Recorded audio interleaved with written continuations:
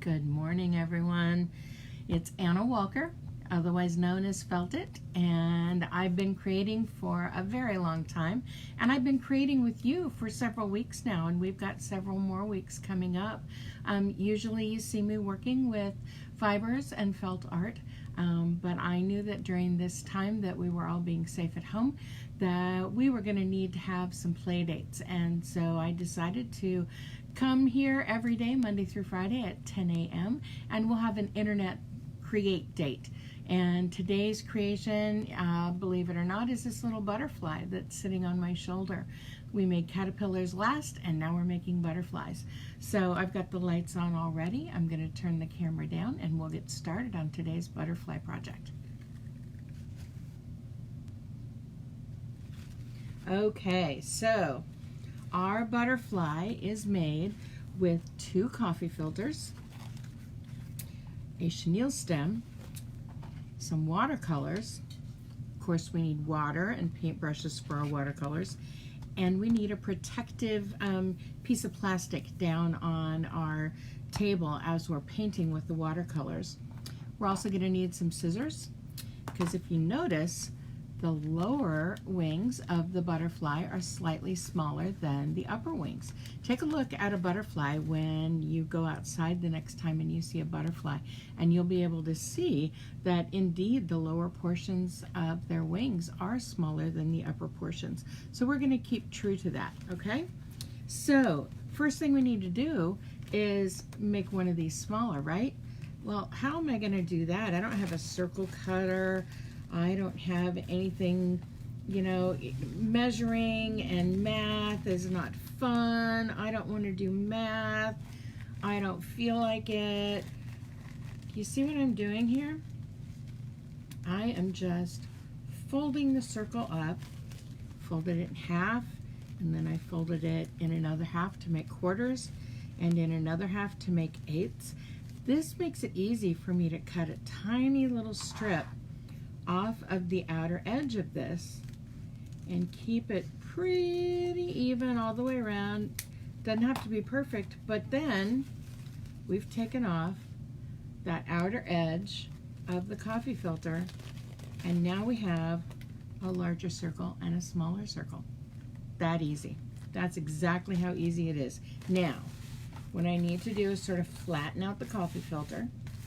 It'll flatten pretty easily for you. That's not a problem.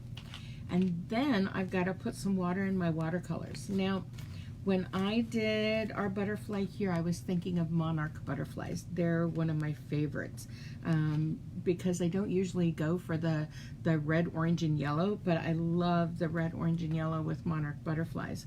So I'm going to be using the red, the orange, and the yellow, only I'm going to use it in the reverse direction. I'm going to go yellow first, then orange, and then red. But you can use any 2 or 3 colors that are next to each other on the color wheel. So if you're going to do blue and purple, you might want to do blue. Now I'd do red and then blue and then purple. If you wanted to do blue and green, those would be nice next to each other. If you wanted to add a color, I'd add yellow. I'd go yellow and then green and then blue. So there are a number of different ways that you can do this. I'm just suggesting that you keep the colors close to each other on the color wheel, but this is your butterfly. You don't have to do that. You can make your butterfly any way you want because you're creative, and I know you are. So I've got the plastic down on the table to protect my table mat, and I've got the coffee filter all flattened out, and now I have 2 paintbrushes. I'm going to use one in the color, and I'm going to use the other one in the water to drip some of the water into the wells of my watercolors so that I can fill them up with a lot of water without having to worry about getting the colors mixed up. So I'm just adding water to each of the wells here so that we can add, you can squeeze the water off of the brush if you need to. Sometimes I get in a hurry and I want things to go faster. and get that water in there, but that is totally up to you. So I'm gonna leave the the orange and the red just to sit and start softening, and I'm gonna start working with my yellow. And I'm just gonna swirl the water around in my yellow paint so that I can get as much paint in there as I can. And we've got a lot of water in here, and now it's just up to me to decide where that color is going to go. And I like to make these little starburst kind of designs. I think they work really well.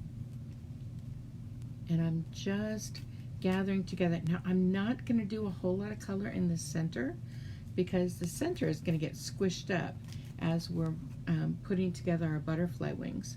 So I'm doing it kind of away from the center, and you can use as much or as little paint as you want on your butterfly wings, but I will tell you, it's going to work easier to put this together afterward if it's not too wet. If it is a little wet because you went really crazy on the paint, go for it. Go really crazy on the paint, but then let it dry before you go on to the next one, okay? So I like where that yellow is, and now I'm going to grab some orange. I'm not rinsing my paint brush off because I don't need to. The yellow will blend in with the orange rather nicely, and that way I don't have to worry about it changing colors too awful much. And now I'm going to add some orange in here. Isn't it neat how the colors just sort of explode on each other? And I love this little starburst kind of design, this little sunburst starburst, because it does give a whole lot of movement and color and attitude to the project, but it's really easy to do. I mean, I'm just, figuring out where the color is going to go, and then I'm just splotching it on, and I can put as much or as little on as I want. And just putting another layer around just to make sure that that orange is really in there good.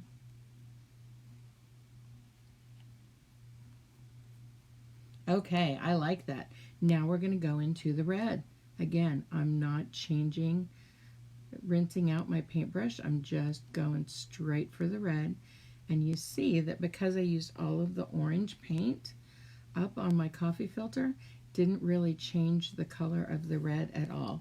Now when we get to the edges, we might need to hold on to the coffee filter a little bit more as we're putting our paint on so that it doesn't wiggle around too much. And it looks like my red paint is a little thick, so I'm going to add just another little drop or two of water in there, and I'm going to mix it up again, because we want this to be a really lightweight paint. And that's why we're using watercolors, because we can put it on and we can move it around an awful lot. Oh, I like this starburst design. What do you think? I think this is going to make a beautiful wing for our butterfly. Be careful of your hands. You don't want to have, super painty hands. But it is watercolors. It will come off. That's not a problem. You'll just wash your hands, which all of us are doing a lot these days. So just wash, wash, wash after you're done. Okay. Oh, I like this. I like the way I did this time. I hope you're liking the way you've done yours. Okay, so I'm done with the first wing. I'm going to lift it off very carefully, and I'm going to set it aside to dry for a moment while I work on the second wing. But do you see what we've got here on the plastic? I'm going to hold it up and see if you can see it a little bit better. See how we've got color on the plastic? Well, I saw this when I was doing this butterfly, and I thought, oh, this is a different way that we can work on adding color to our butterfly wings. So I'm going to show you what I did to make the design on the second wing. And I'm just getting my paints nice and moist again. There's less paint left in my yellow. Apparently I've been using it a lot when I've been using watercolors. But my orange and my red got a little on the dry side. So I am going to rinse my brush now because we're going to start with yellow again.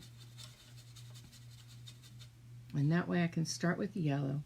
I'm going to move it around.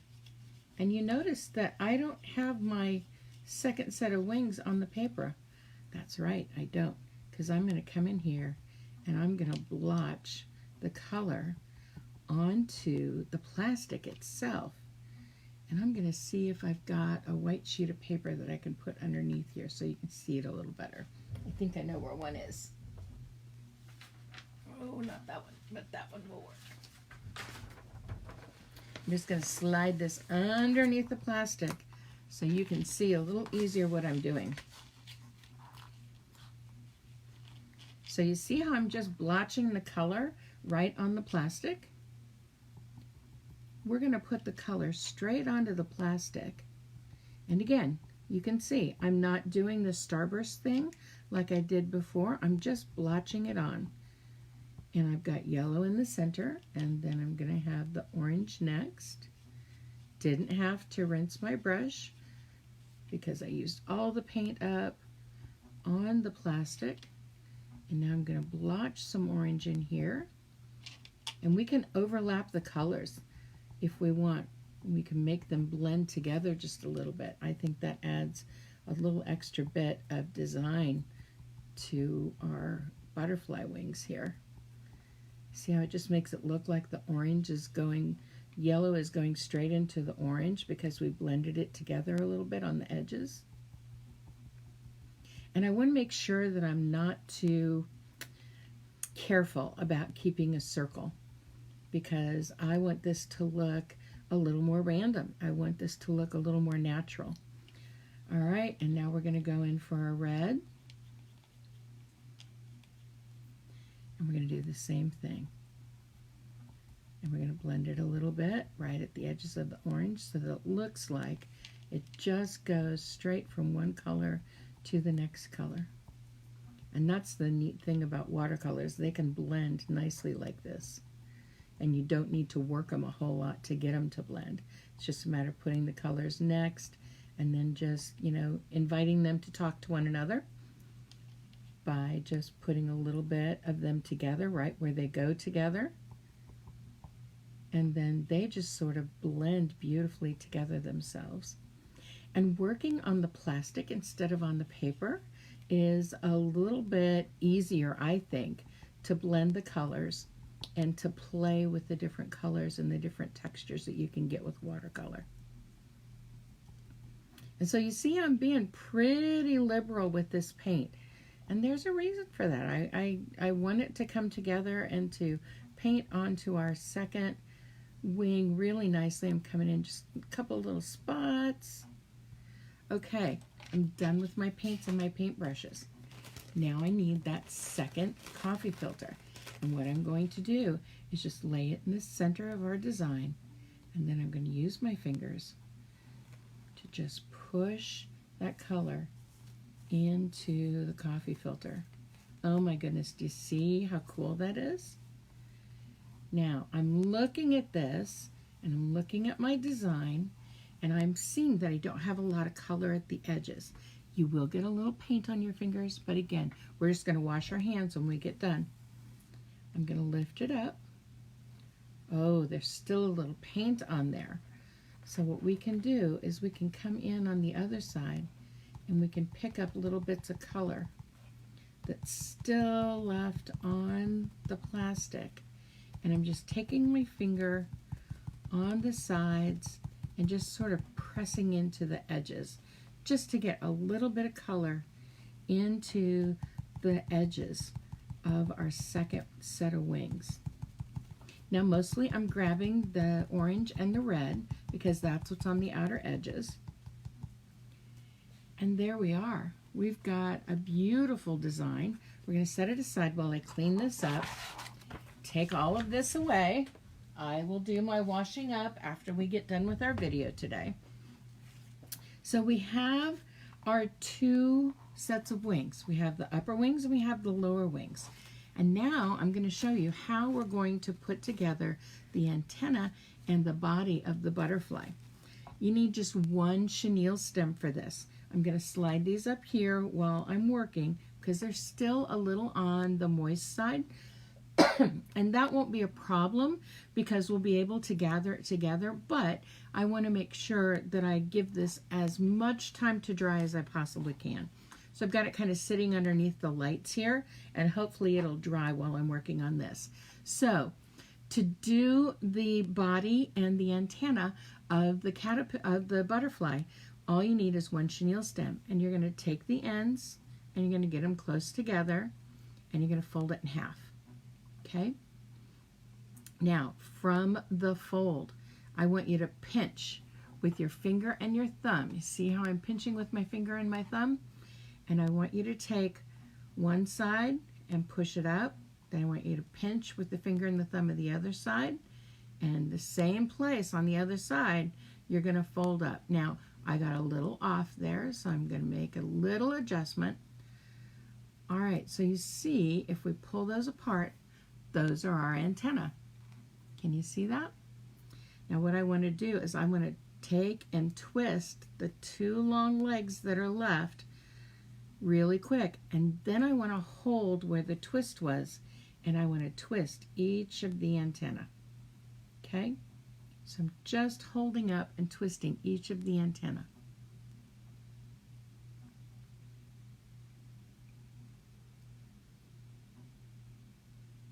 And now I'm going to have those antennae coming up because the butterfly's antenna come up a little bit. That's how it looks for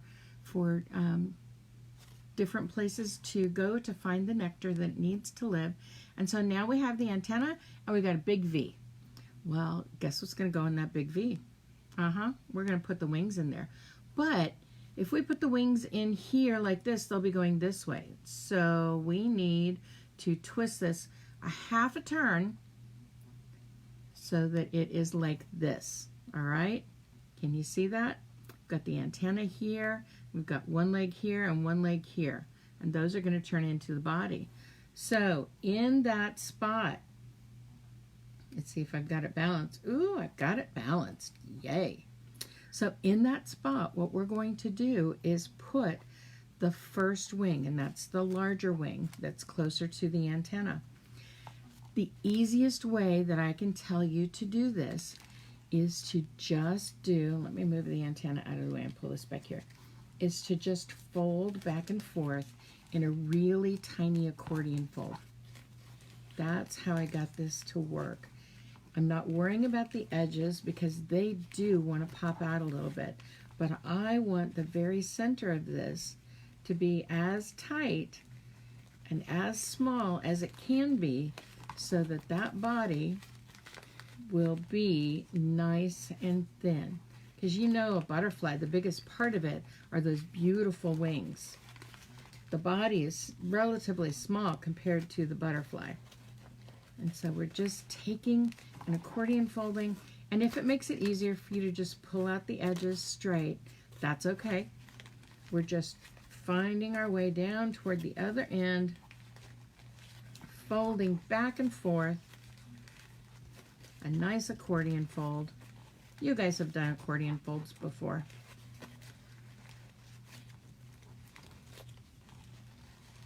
I'm going to pull these straight down again. See how I'm holding it in the center so that it stays together? And then we've just got a couple small folds to do here. And there we go. There's our first set of wings, okay? So I'm going to bring the body over here. Make sure these are pulled straight out. We'll fluff them up a little bit later. And I want to show you something real quick. See how thin this is? I still want to take it and I want to give it a little pleat right in the very center. And I want to fold it in half to make it even smaller. Okay? So I just took the pleats that were accordion folded and I just pinched them so that they're nice and tight here in the center. Okay? Because I want the body to be as small as I can on our butterfly here. So I've got it between the two long legs. I'm going to take one leg here and one leg here, and then I'm going to twist 2 turns. There we go, 2 turns. Now we're ready to fold the second set of wings. We're going to do the same thing with these that we did with the larger wings, and we're just going to accordion fold all the way down, just back and forth in a very, very thin accordion fold, because we want this to be as narrow as possible where we connect it to the body so that the wings can be as big and beautiful as possible. And again, you might have to pull it out to the sides. Just hold the center while you do that. Now, if you are struggling with this because it's too moist and too damp, then let it dry a little bit longer before you try this part. Because when the coffee filter is wet is when it's easier to tear it. So if you're having troubles, just let it dry for a little longer before you start this next part. Okay? And once again, I'm just holding it in the center. I'm pulling these out. I'm going to bring my base back, and before I put it in, I'm going to pinch it right there in the center to make it even smaller. Now this is going to get a little fiddly, and that's okay. We're going to cross one over and one there, and then we're going to twist. Only this time we're twisting 3 or 4 times. Okay, because this is the body of our caterpillar. Now, of our butterfly. Now it looks kind of weird. It's got these big gaps in here, and the body is really, really skinny. So I'm going to take each one of these up the line that we have already folded. I'm going to see if I can get it here really close.